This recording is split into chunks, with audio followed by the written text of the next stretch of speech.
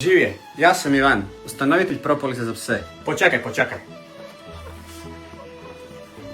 Slovenski još uvijek brusim, pa ću nastaviti na hrvatskom. Danas ne mi nećete zamjeriti. Zašto bi iko davao propolis psima?